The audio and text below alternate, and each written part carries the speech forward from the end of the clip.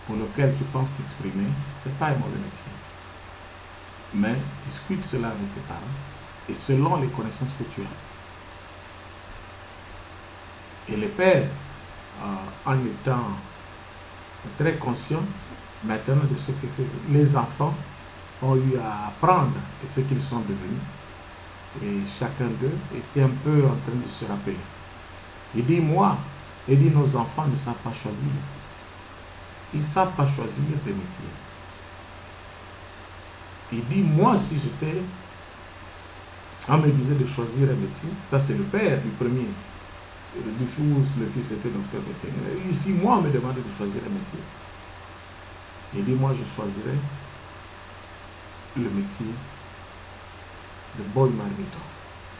Vous voyez, boy marmiton, c'est-à-dire que, sauf si j'explique ça autrement, il dit, il est à la cuisine. Il ne choisit pas un métier en dehors de la cuisine. C'est-à-dire, il est dans la cuisine. Et qu'est-ce qu'il fait dans la cuisine? Il dit, lui, c'est lui qui prépare la nourriture de qui? Du président.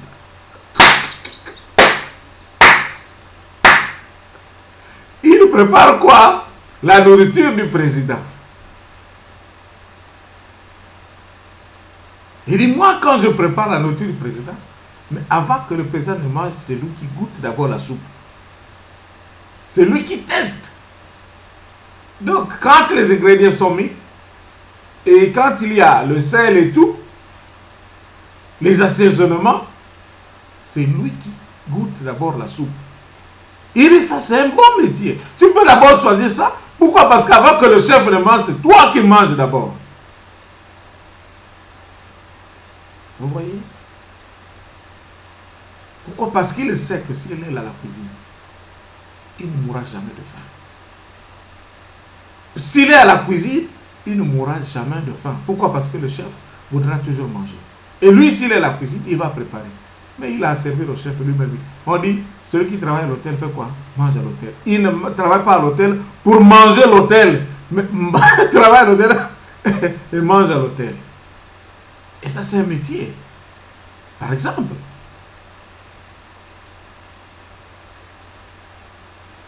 Et il y a l'autre qui dira que non, nos enfants ne savent pas choisir le métier. Il dit, moi, si je choisissais un métier, on me dit, choisis un métier. Il dit, je veux choisir un bon métier. Il dit, le métier que j'ai choisi, il dit, je vais choisir le métier de boulanger.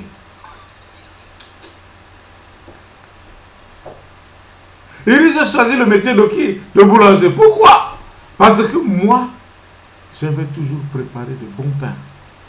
Il y a le bon pain avant et le bon pain pour moi-même. Pourquoi? Il y a la nourriture dedans. Pourquoi? Parce qu'il va en manger. Et s'il ne prépare pas le pain, les gens ne vont pas ce pain-là.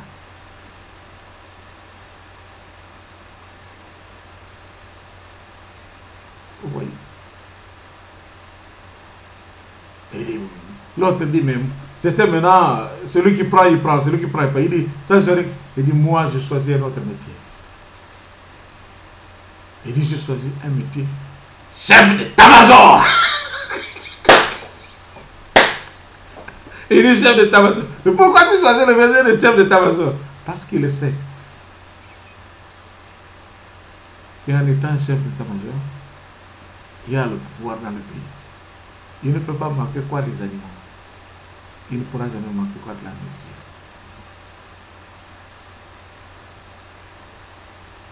En tant que chef d'état-major.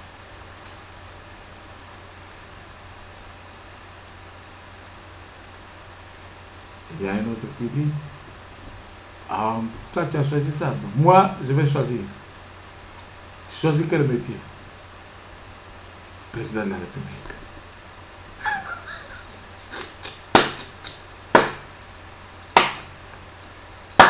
Oh, président de la République, c'est un métier.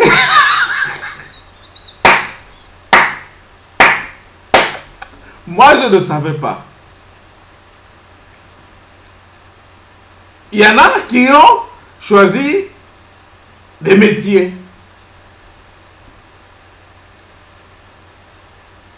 Président de la République. Est-ce que c'est un métier? Ce n'est pas un métier. Dans notre cas actuel de vie, où il existe le multipartisme, si tu veux devenir président de la République, je vous avais expliqué cela dans le leadership. Tu sais ce qu'il y a à faire. Soit tu crées un parti politique, tu as des fidèles, ceux qui te suivent, qui te soutiennent, ou soit tu fais partie d'un parti politique et que vous avez, les autres arrivent à te choisir et puis ils te propulsent. Et quand tu y vas, tu n'es pas un roi. Tu vas pour le temps, pour la durée à laquelle tu es censé fonctionner comme étant président de la République, si tu as un mandat ou deux mandats. Et une fois terminé, tu quittes. Est-ce qu'on dira métier président de la République? C'est vrai pour la circonstance. La fonction que tu occupes sera du président de la République. Et ce qui sera mentionné même sur ton passeport. Mais un pasteur demeure pour toujours. Si tu es pasteur, ça ne se combat. Dans un pasteur, donc dans un passeport, c'est mentionné pasteur. C'est tout. Ça ne finit jamais.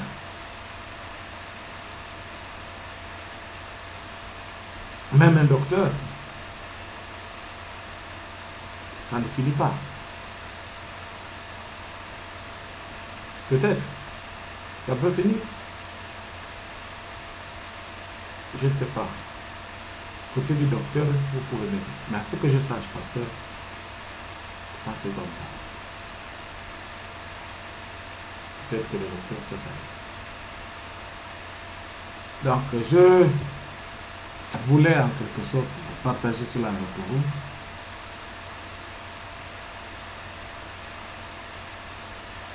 Aujourd'hui, tu peux être un pasteur confirmé, tu vas le rester pour la vie. Voilà pourquoi je prends soin, et pour moi-même et pour vous. Je ne suis pas égoïste. Je ne peux pas venir dire des choses ici rien que pour tout faire ou me protéger moi-même. Non, je fais ça pour nous tous. Je vous ai dit que le jour que je serai ordonné, je me mettrai, en tout cas, dans l'axe de faire les choses de la manière à confirmer en aimant mon ministère. Je ne suis pas contre qui que ce soit. J'aime tout le monde. Je ne peux pas venir ici pour faire ce qui est mauvais contre qui que ce soit. En tout cas, je vous aime. Je vous aime et je le redis encore. Si nous pouvons un jour travailler ensemble, ça fera du bien. Alors, je vous souhaite une bonne soirée. Que Dieu vous garde. Bye.